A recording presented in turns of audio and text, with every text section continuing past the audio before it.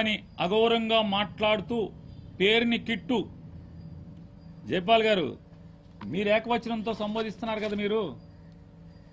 మీరు అద్భుతమైనటువంటి నడవడికి గలవాళ్ళు, మీకు సభ్యత సంప్రదాయాలు విలువలు అరికాలి గోరు దగ్గర నుంచి వెంట్రు కోరుకు ఉన్నటువంటి మీరు ఏకవచనంతో ఒక వైఎస్ఆర్ కాంగ్రెస్ పార్టీకి ఎమ్మెల్యేగా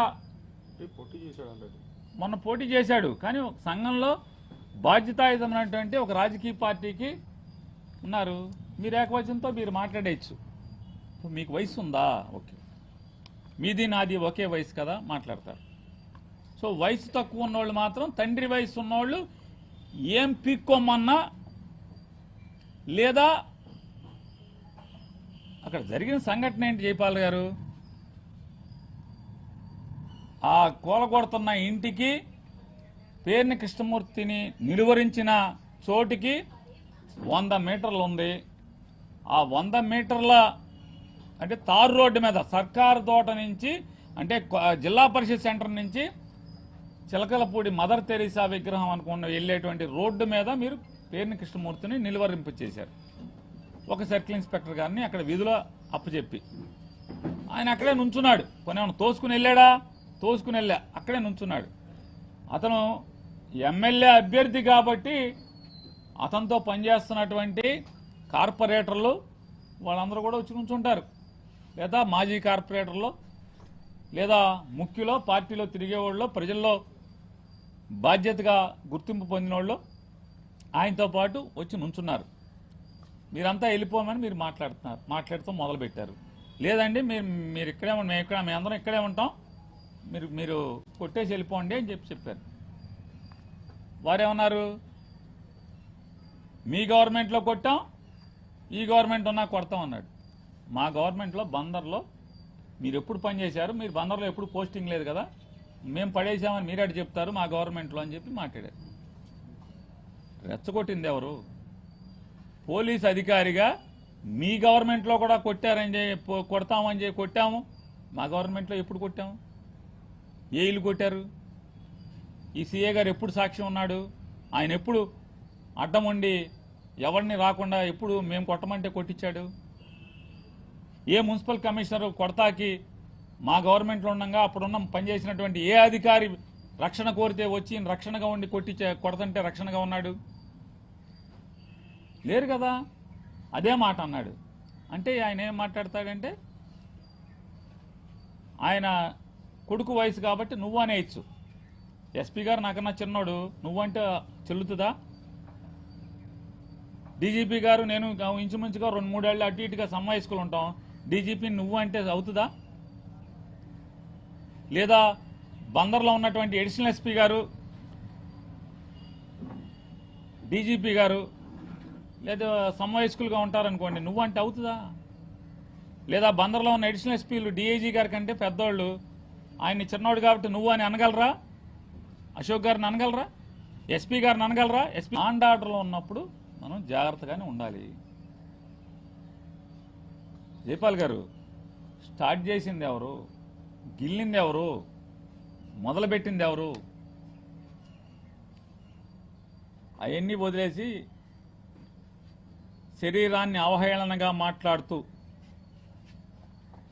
కృష్ణమూర్తి ఆయన శరీరాన్ని గురించి ఎక్కడ మాట్లాడాడు? ఏ వీడియోలు? జైపాల్ గారు మీరు చెప్పండి. పేరుని కృష్ణమూర్తి గారు మీరేంటారు?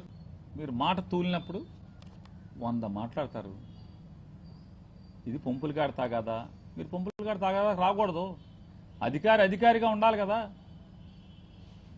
మీరు మర్యాదగా మాట్లాడితే మర్యాదగా ఉంటాయి, మాటలు లేనప్పుడు మాటలు వస్తాయి. ఇప్పుడు వచ్చింది మాట ఏమని? పేకాటలు పెట్టా ఆడిస్తున్నామని చెప్పని నేరం మీద సస్పెండ్ చేశామన్నారు. మరి దీనికి సమానం చెప్పి జైపాల్ గారు నువ్వు పబ్లిసిటీ. ఎవరిది పబ్లిసిటీ?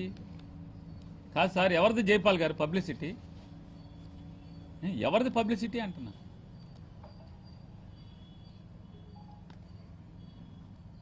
మేము పబ్లిసిటీ కోసం రాజకీయ ఎదుగుదల నాది. ఇంకేం ఎదగను బాబు. జైపాల్ గారు, నేను ఇంకేం ఏదన్నా ముఖ్యమంత్రిగా ఇంకెక్కడ అవుతాను? అవదు కదా. మాకు ముఖ్యమంత్రి జగనే. ఇక నేను అయిపోయింది, అన్నీ మానేజ్. ఇప్పుడు ఏమి వద్దనే కదా, 3 సార్లు ఎమ్మెల్యే అయిపోయా, ఈ ఊరికి చేయాల్సింది చేసేసా, మంత్రి కూడా అయిపోయింది, ఇక చాలులే బాబు అని చెప్పని నేను మానుకున్నా. ఇంకా నేనేం ఎదుగుతాను, నా ఎదుగుదల, నా పబ్లిసిటీ, ఇంకేం పబ్లిసిటీ. ప్రస్తుతం జైపాల్ గారు, నా ఉద్యోగం తెలుగుదేశం ప్రభుత్వం చేస్తున్నటువంటి దురాగతాలని, అక్రమాలని, దుందుడుకు చర్యల్ని, దోపిడీల్ని, ప్రజల్ని దోచుకునే చోట ఎక్కడెక్కడ జరుగుతుందో ఆ దాంట్లో పోరాటం చేస్తున్నటువంటి కృష్ణా జిల్లాలోనూ వైఎస్ఆర్ కాంగ్రెస్ పార్టీ ప్రతి కార్యకర్తకి అండగా ఉద్యోగం చేయటమే నా విధి నిర్వహణ. దానిలో భాగంగా ఆ దోపిడీదారులకు ఎవరెవరైతే కొమ్ము కాస్తుంటారో వాళ్ళని కూడా గట్టిగా నిలదీయటం అనేది నా ఉద్యోగ ధర్మం, నేను చేయాల్సినటువంటి విధి.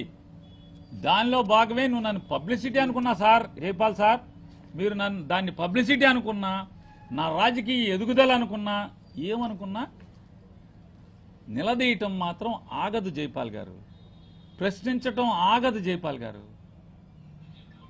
కేసు కట్టి జైల్లో వేసినంత మాత్రాన జైలు ఊతల లోపల నుంచి కూడా ప్రశ్నిస్తూనే ఉంటాను జైపాల్ గారు. మాలో ఎలా అయితే రాజకీయ నాయకుల్లో ఎలా అయితే తప్పుడు వాళ్ళు కొంతమంది ఉన్నారో, బుద్ధి గడ్డి తిని పేకాట్ల మీద బతుకుతున్నారో, క్లబ్బులు నడిపి బతుకుతున్నారో, ఇసుక తిని బతుకుతున్నారో, మట్టి అమ్ముకుని బతుకుతున్నారో, జనాలకి పనులు చేయడానికి లంచాలు తీసుకుని బతుకుతున్నారో, కాంట్రాక్టర్ల దగ్గర బల్ల కింద చేయి పెట్టి లంచాలు తీసుకుని బతుకుతున్నారో, మాలో చెడిపోయినట్టుగానే కొంతమంది పోలీసుల్లో కూడా కొంతమంది అధికారులు, ఉద్యోగస్తులు చెడిపోయి ఉన్నారండి. వారిని ఉద్దేశించి మాత్రమే మాట్లాడుతున్నానని చెప్పాను. అంటే మీలో చెడిపోయినా కూడా మేమేం మాట్లాడకూడదు ఎవరిని కాదండి. మీలో చెడిపోయిన ఉన్నోళ్ళు కూడా తప్పుడు కేసులు కట్టి దుర్మార్గాలు చేస్తుంటే కూడా మాట్లాడకూడదా? అది శాఖకి సంబంధం ఏమవుతుంది? ఎత్తి మీద సింహం, భుజం మీద సింహం అంటే కూడా భయం లేకుండా కొంతమంది పనిచేస్తున్నారు. అధికారంలో ఉన్న వారికి తొత్తులుగా పనిచేస్తున్నారు కొంతమంది. అప్పుడు మాట్లాడతారండి.